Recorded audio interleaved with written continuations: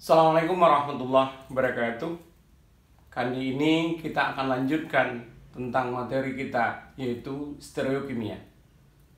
Ini adalah bagian terakhir dari stereokimia, yaitu bicara tentang kiralitas. Apa itu kiralitas? Sekarang kita lihat dulu kiralitas dari sebuah objek. Perhatikan tangan Anda dan taruh di depan cermin. Perhatikan, taruh tangan Anda di depan cermin. Apa yang Anda lihat? Apakah tangan kanan tetap seperti tangan kanan atau malah sebaliknya? Nah, kalau kita perhatikan nanti, ternyata bahwa tangan kanan Anda itu seolah-olah seperti tangan kiri. Ya. Dengan demikian, maka kalau ini adalah aslinya, ini adalah bayangannya, maka ini tidak bisa diimpitkan. Ya. Jangan salah dalam mengimpitkan. Anda jangan impitkan itu dengan cerminnya, tapi impitkanlah dengan bayangannya. Nah, ini bisa mudah dibuktikan ketika Anda makan di depan cermin, maka akan kelihatan seperti kalau Anda makan dengan tangan kanan, maka akan kelihatan seolah-olah kita makan dengan tangan kiri. Sebaliknya, apabila Anda makan dengan tangan kiri, maka seolah-olah dengan tangan kanan. Nah, itulah sebabnya, maka sering juga kita melihat barangkali di video, sepertinya bajunya mereknya kebalik. Mereknya terbalik dari kanan ke kiri. Nah, itu akibat dari kita menggunakan kamera yang depan. Itu sama aja seperti kita bercermin. Kemudian dalam kehidupan sehari-hari, benda apa saja yang kiral itu? Apa cirinya benda kiral? Nah, salah satu cirinya adalah dia tidak punya bidang simetri. Jadi kalau kita perhatikan di sini, ini kalau kita anggap bahwa ini adalah bidang simetrinya, maka yang kiri tidak akan sama dengan yang kanan.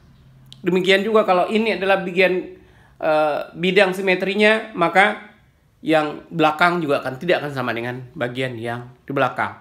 Itu adalah ciri dari benda yang kiral. Sekarang perhatikan benda-benda berikut. Apakah ini adalah merupakan benda yang kiral atau tidak? Ini. Ya. Kalau Anda perhatikan sekarang, apakah ini kiral? Apakah dia memiliki bidang simetri? Nah, ternyata dia punya bidang simetri. Ya, ini balah banyak, ya. Dengan demikian, ini tidak kiral. Demikian juga kalau kita taruh begini, maka penampakannya kalau kita potong di sini, maka dia akan sama persis kiri dan kanan. Yang berikutnya, ini gunting. Ya. Apakah ini benda yang kiral atau tidak kiral? Dan kalau kita lihat, ya, dan Anda perhatikan, biasanya gunting, kalau untuk yang ini guntingnya, ya, sama persis kiri dan kanannya, sehingga itulah bidang simetrinya sini. Maka ini bukan benda yang kiral. Contoh yang lain, barangkali mungkin juga ada di tempat kita masing-masing, ya, seperti ini. Apakah ini adalah benda yang kiral?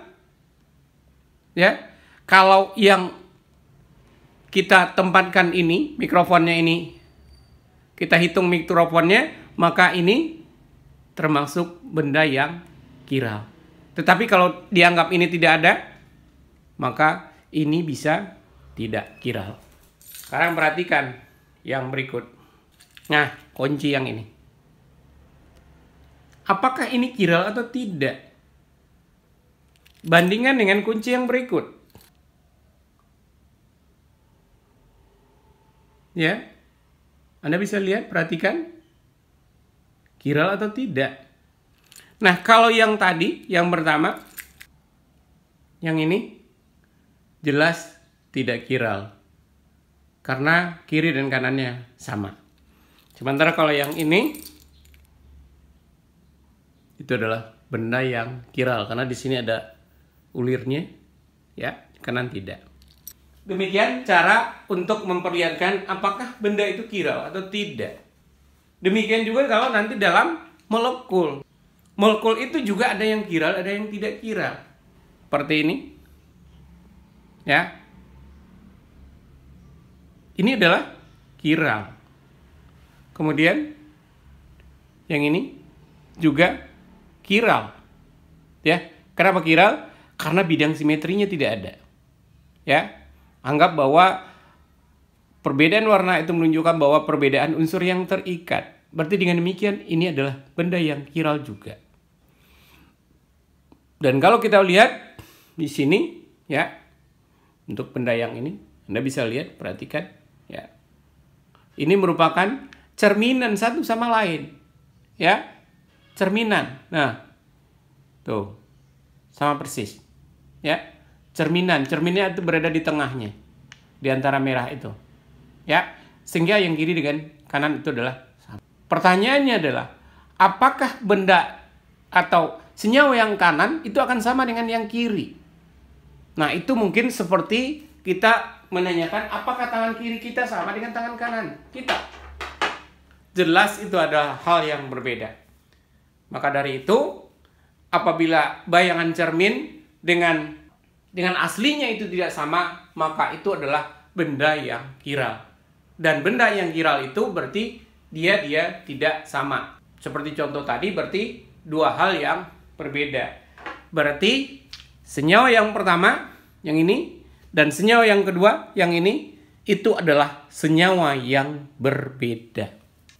Untuk latihan bagi Anda, carilah di sekitar Anda 5 objek, 5 contoh dari benda yang kiral, dan 5 contoh untuk benda yang tidak kiral atau akiral. Apa ciri dari molekul yang kiral itu? Cirinya adalah bahwa dia memiliki karbon sp3 yang mengikat 4 unsur yang berbeda. Perhatikan, di sini adalah sp3. Berarti apakah karbon sp2 dia akan memiliki atom karbon kiral? Jelas tidak. sp2 dan sp tidak akan pernah memiliki atom karbon kiral. Karena dia tidak akan mungkin mengikat 4 unsur. Apalagi berbeda. Sekarang kita lihat contoh di sini. C mengikat F, mengikat Cl, Br, dan H. Nah, apabila ini ditaruh di depan cermin, maka apa yang kita bisa lihat? Nanti tentunya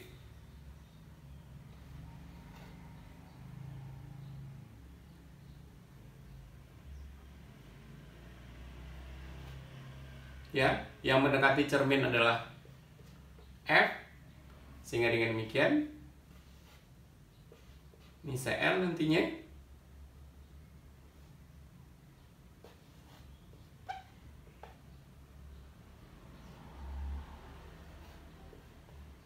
Nah, kira-kira begitu gambarannya. Jadi, kalau ini adalah aslinya, maka inilah bayangannya. Anda bawa ini menjadi aslinya, kemudian bayangannya, maka dia tidak akan bisa berimpit.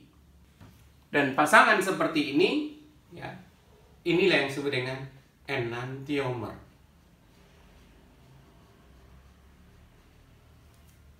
Jadi yang asli dengan bayangannya itu disebut sebagai enantiomer. Kita perlihatkan dengan model molekul yang tadi. Kalau seperti ini. Jadi nanti ini, yang biru ini, cerminnya berada di tengah. Ya, ini yang putih, ini yang merah. Sehingga apa yang kita bisa lihat, cerminnya tentu akan jadi bentuknya seperti ini. Ya, bayangannya. Ya, bayangannya adalah ini. Maka apa yang kita bisa lihat, antara asli dengan bayangan, maka kita tidak akan pernah bisa impitkan. Karena ini molekulnya adalah kiral, memiliki 4 ikatan yang berbeda. Seperti ini. Coba kita impitkan misalnya, seperti ini. Misalnya yang kita impitkan itu adalah merah dan biru. Merah berimpit, biru berimpit. Ya, hijau tidak, hijaunya ke sini menjauh. Ya, ini ke sini. Ya. Demikian juga kalau kita coba dengan posisi yang lain. Yang merahnya kita dekatkan dengan merah dan hijau seperti ini. Ya. Maka kita bisa melihat bahwa tetap dia tidak akan bisa berimpit. Yang birunya akan jauh, tidak akan berimpit. Ya. Maka dengan demikian, ya, pasangan enantiomer itu sesungguhnya adalah molekul yang berbeda. Untuk lebih jelas memahami kiral apa tidak kiral, apakah dia sama atau tidak, nah kita lihat dengan ini. Ini senyawanya. Misal, ini senyawanya. Ya. Ini senyawa pertama, kita taruh di depan cermin, berarti inilah bayangannya. Ini kan seolah-olah seperti tadi. Ya, seolah-olah bayangannya. Tapi benar nggak ini adalah bayangannya? Ataukah ini adalah molekul yang sama atau berbeda? Kita coba impitkan seperti halnya dengan yang tadi. Ya, ini merah dengan merah. Seperti ini. Merah, merah, hijau, hijau. Sedangkan yang ini putih, putih, putih, putih. Sama. Kenapa ini sama? Kenapa ini bisa didempetkan? Ya, kalau dia bisa didempetkan seperti ini, berarti dia adalah molekul yang sama. Karena memang, ya, unsur penyusunnya sama. Ya, dan kenapa dia tidak kiral?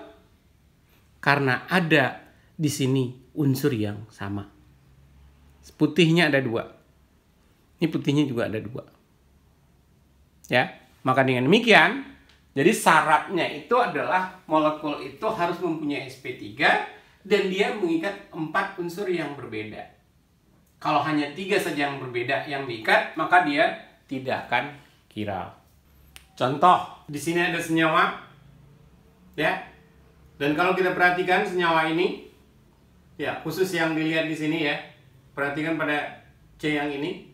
Berarti kita bisa melihat bahwa sebenarnya C ini adalah apakah kiral atau tidak. Apakah dia berbeda atau tidak. Contoh di sini adalah, ini adalah CH3, ini adalah CH2, ini adalah CH2, CH2. Berarti yang ini berbeda. Kemudian kita cek lagi, yang ini dengan ini misalnya. Ya, ini CH2, sama CH2. Tetapi ini CH2, ini CH3. Berarti dia berbeda. Ini dan ini juga akan berbeda. Demikian juga kalau yang ini. Ini CH2, ini juga CH2 sama. CH2 sama. Berikutnya ini CH2, ini CH3. Berarti keempat gugusnya adalah berbeda. Maka dengan demikian, ini adalah senyawa yang kiral. Nah, kalau ini adalah senyawa yang kiral, kita bisa menuliskannya dan membuat enantiomernya dengan cara menulis rumus dimensionalnya. Ya, dalam arti kata, kalau seperti ini tidak kelihatan mana yang dekat, mana yang jauh, karena nanti dia hanya akan ada yang 2 yang dekat dan 2 yang menjauhi. Jadi seperti ini, ya, 2 ini akan mendekati kita, 2, dan 2 akan menjauhi. Ya, yang mendekati kita itu ditulis dengan baji yang tebal, yang menjauhi kita ditulis dengan baji yang putus-putus. Maka dengan demikian, ini kita bisa tulis dengan cara seperti ini. C. Nah, ini ya.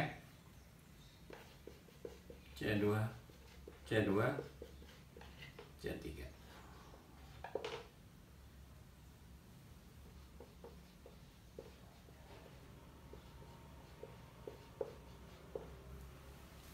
Kemudian yang ini berarti menjauhi.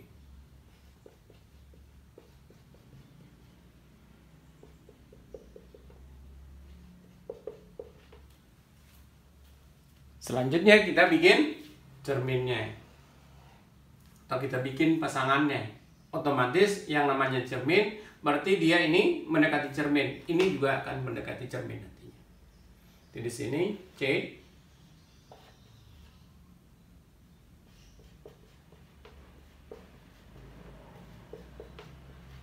Seperti itu.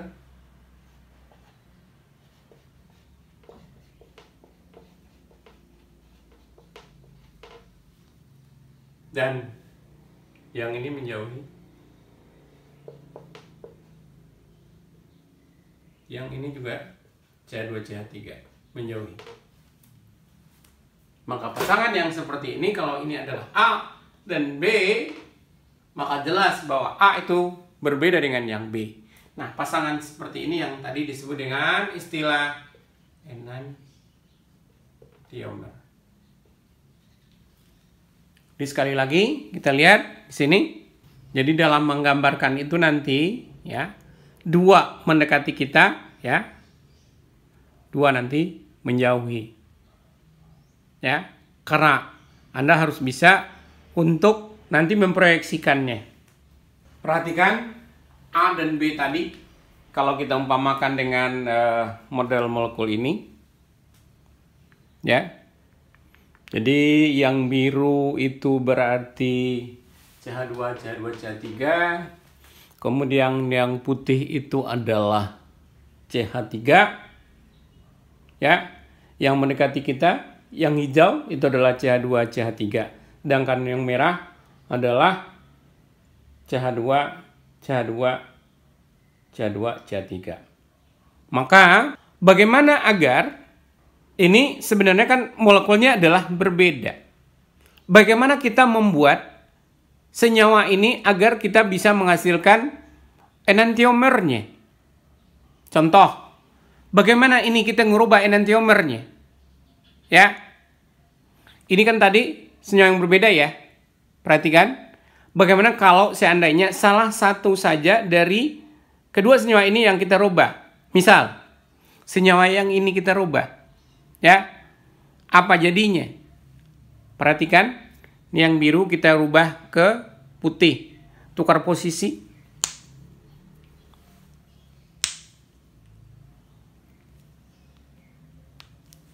Seperti ini sekarang posisinya, ya. Yang ini sekarang posisinya. Sementara yang kanan itu tidak saya rubah. Ya. Apa akibatnya?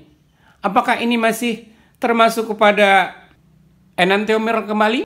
Anda bisa lihat. Atau kita putar seperti ini. Atau yang merahnya yang kita dekatkan. Putihnya sama. Tetapi hijau dan birunya berbeda. Ya.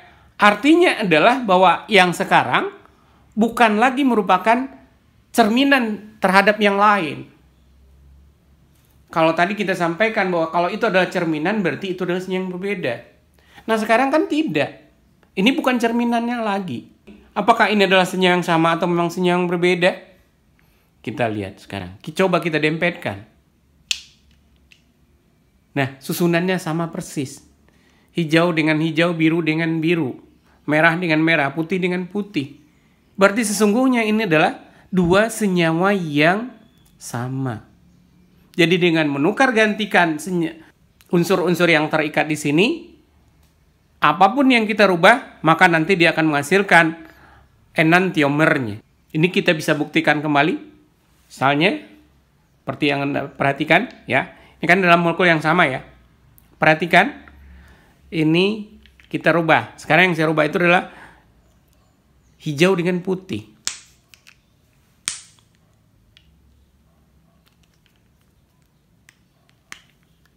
Perhatikan, hijau dengan putih yang saya rubah sekarang. Sekarang kita lihat, bisa nggak dia didempetkan? Hijaunya nanti kita akan samakan. Ya, ternyata tidak. Ya, dengan cara apapun Anda coba untuk mendempetkan, maka dia tidak akan berdempet. Dalam arti kata, susunannya tidak akan sama. Ini biru dengan biru, putih dengan putih, tapi ini hijau dengan merah. Dan kalau kita perhatikan, ini tidak saya lepaskan dari kamera dari tadi. Apakah ini adalah merupakan enantiomer atau bukan? Kita lihat, kita susun sedemikian rupa. Nah, Anda bisa lihat bahwa ini sesungguhnya kembali menjadi enantiomer. Kesimpulannya adalah ya, dengan menukar posisi salah satu dari unsur ya, maka dia akan mengakibatkan membentuk enantiomernya. Jadi seperti tadi, kalau yang hijau dengan yang putih itu dipindah, tukar tempat, maka dia akan menjadi enantiomernya. Ya, demikian juga bebas sebenarnya. Apakah putih dengan merah yang Anda rubah, hijau dengan biru yang dirubah, atau biru dengan merah yang dirubah, semuanya akan menghasilkan enantiomer. Sebagai latihan mungkin bagi Anda, cobakan di rumah, benar tidak seperti yang digambarkan. Anda bisa gunakan lilin dan korek api ya, untuk menghubungkan atau lidi. Kemudian Anda buktikan dan Anda buat videonya untuk membuktikan benar nggak ketika sebuah enantiomer itu ditukar gantikan gugus yang ada, itu akan menghasilkan senyawa yang berbeda. Jadi kalau misalnya senyawa B nanti tukar gantikan ini CH3 dengan posisi yang seperti ini, maka dia akan menghasilkan enantiomer dari senyawa B itu sendiri. Maka kalau begitu dia akan menghasilkan senyawa A. Berikutnya adalah reaksi Fischer. Ini dicontohkan dengan molekul gliseraldehid. Apa itu gliseraldehid? Nah, ini merupakan sebuah aldehid, kemudian ada dua alkohol yang terikat. Jadi kalau kita lihat contohnya seperti ini. Ya. Jadi di sini yang atas itu adalah CO rangkap H. Ini adalah aldehidnya. Kemudian ini adalah OH, ini adalah H, yang di bawah adalah CH2OH. Kita fokus pada atom karbon yang ini. Sekarang kita cek satu persatu. Apakah ini kiral atau tidak? Yang pertama, yang ini. Kiral atau tidak? Nah, kalau dilihat di sini jelas bahwa ini adalah karbon sp2.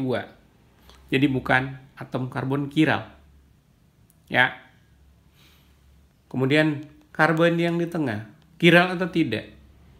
Kita lihat di sini dia ngikat apa? Ikat C. Ini juga C. Kemudian ngikat apa lagi? O. Karbonil. Di bawah ngikat karbonil enggak? C ini.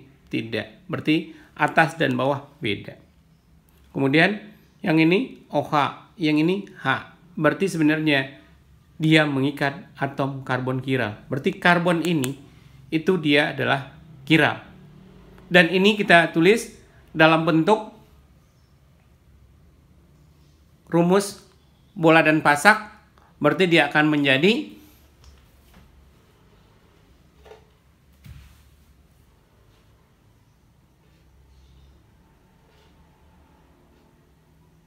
ini adalah H, ini adalah OH. Nah, yang ke bawah tentu adalah CH2OH. Yang ke atas menjadi COH atau gugus aldehidnya. Atau bisa juga kita tulis ini dengan rumus dimensional. Kalau sudah tahu seperti ini, maka kita dengan mudah menulis rumus dimensionalnya. Seperti yang kita sampaikan bahwa ini berarti seperti gambar tadi. Ya. Ini kan berarti mendekati kita nih. Mendekati. Ya. Dengan demikian kita nulisnya dengan rumus dimensional.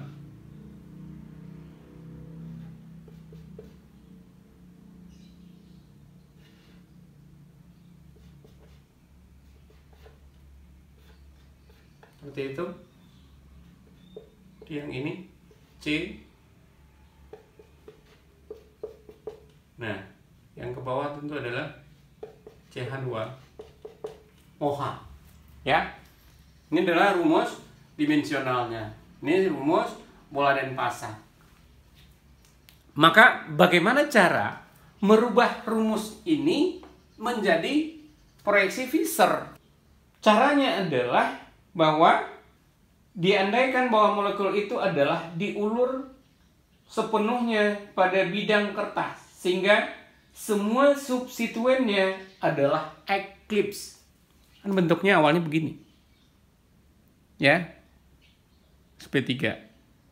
Kemudian ini kita ulur dalam seperti bidang kertas. Berarti ini kita paksa dia untuk lurus, ya. Ini pun juga kita paksa untuk datar begini. Artinya adalah bahwa dia memang dalam posisi atau ruang 2 dimensi sekarang. Karena ini kita paksa dia datar, yang atas juga kita paksa datar. Seperti ini. Ya, jadi begini kira-kira. Ya, mungkin begitu. Lebih mudah. Ya. Jadi yang awalnya bentuknya seperti ini, kita paksa agar dia datar gitu. Kemudian yang ini juga kita paksa datar. Sehingga apa yang kita bisa lihat di sini sekarang, ya, yang kita lihat itu kita tulis, ya, bentuknya akan seperti ini, datar. Dan karbonnya di sini kita tidak bisa tulis. Ulangi, karbonnya tidak usah kita tulis karena ini sudah menunjukkan bahwa perpotongan ini menunjukkan adanya atom karbon kiral. Berarti kita tinggal tulis, berarti ini adalah OH itu tadi, ini adalah H, yang atas itu adalah C. Ya. Aldehidnya, yang bawah adalah CH2OH-nya. Demikian caranya. Artinya kalau kita lihat sekali, ulangi, artinya dalam proyeksi Fischer ini berarti yang berada di horizontal itu sesungguhnya adalah yang ini. Ya, yang ini yang mana maksudnya?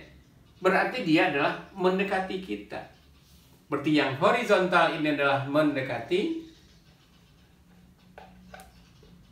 yang vertikal otomatis Anda bisa lihat ini adalah menjauhi. Jadi dalam proyeksi Fischer berarti nanti akan ada 2 yang mendekati kita dan akan ada yang 2 yang menjauhi kita. Mungkin kalau secara sederhana kita tunjukkan dengan seperti ini. Ya. Mana yang mendekati kita? Tentunya adalah yang ini. Merah dengan hijau. Mana yang menjauhi kita? Yang menjauhi kita berarti yang biru sama yang putih. Ya. Cuma kalau dalam proyeksi Fischer ini harus dipaksa sedemikian rupa agar dia datar. Seperti ini. Berarti kalau dalam proyeksi Fischer berarti kita paksa dia agar datar begini. Ya. Karena seperti yang kita sampaikan, yang mendekati kita itu adalah dia adalah yang horizontal. Sedangkan yang menjauhi itu adalah yang vertikal. Dengan menuliskan proyeksi Fischer ini, contoh yang ini ya, maka kita dengan mudah dapat melihat atau dapat menghitung atom karbon kiralnya tanpa harus mencermati satu persatu. Dia berbeda atau tidak. Cukup dengan melihat apakah ada perpotongan atau tidak. Berarti setiap ada perpotongan itu menunjukkan karbonnya adalah kiral. Dan dengan demikian kita dengan mudah juga untuk menulis enantiomernya. Jadi kalau di sini tentu kita tulis enantiomernya.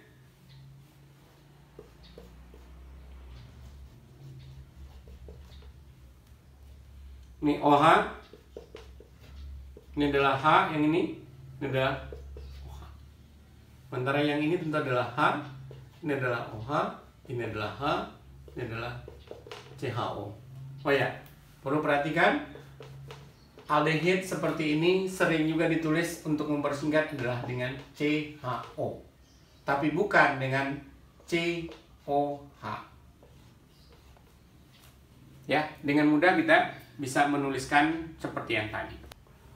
Proyeksi Fisher itu bisa diputar 180 derajat. Tetapi dia tidak boleh dijungkir balikan atau diputar selain 180. Contoh.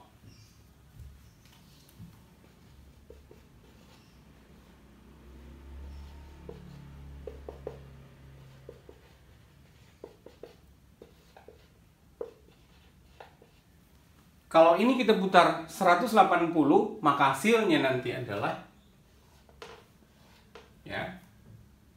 tentunya yang atas akan jadi bawah, kiri akan jadi kanan. Ya.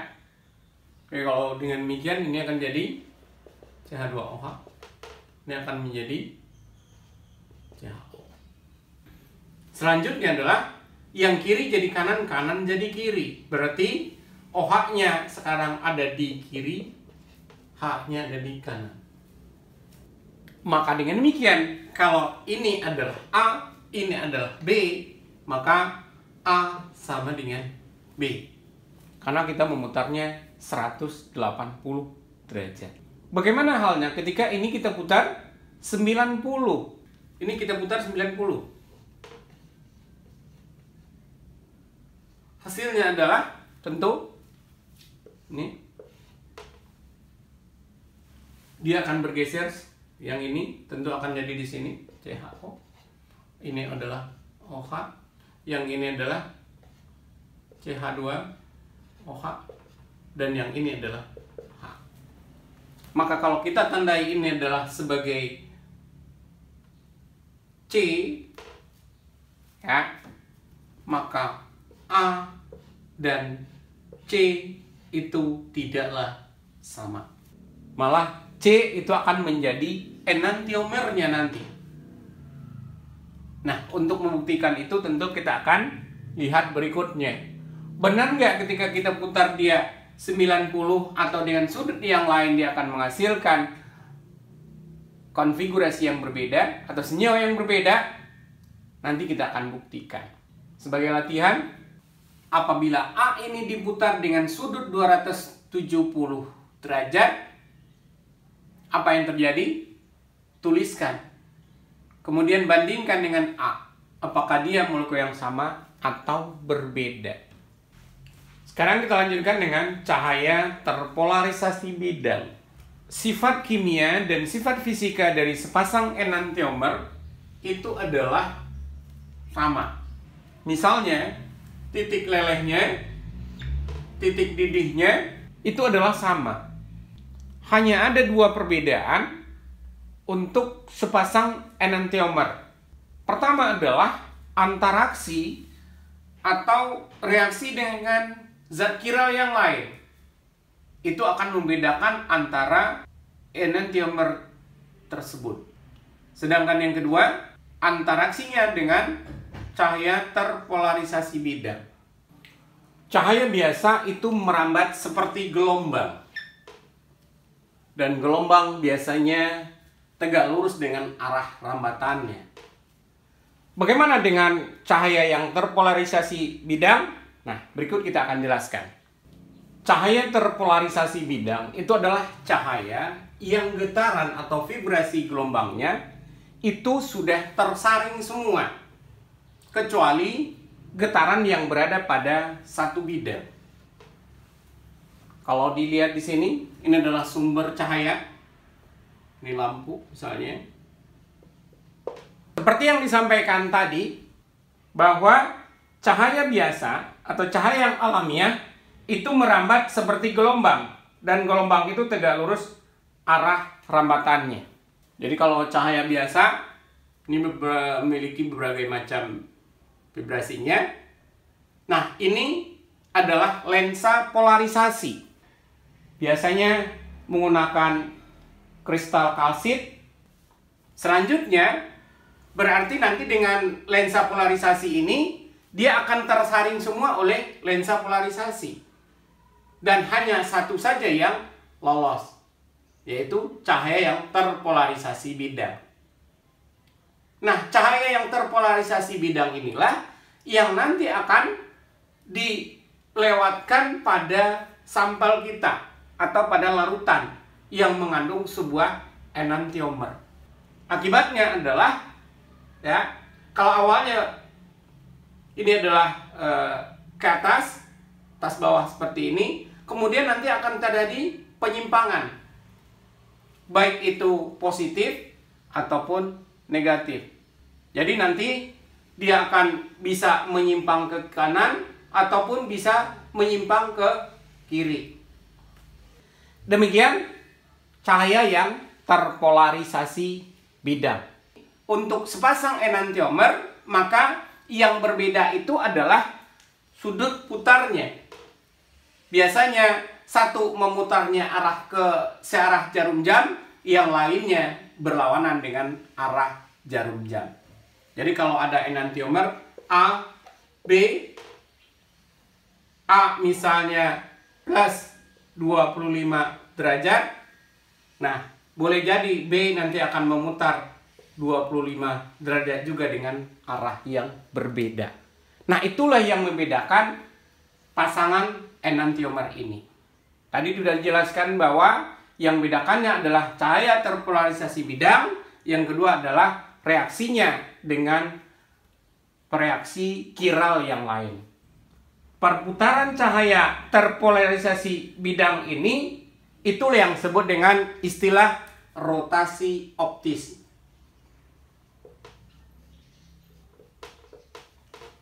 Suatu senyawa yang memutar bidang polarisasi suatu cahaya yang terpolarisasi bidang itu dikatakan bersifat aktif optis. Jadi istilahnya adalah aktif optis.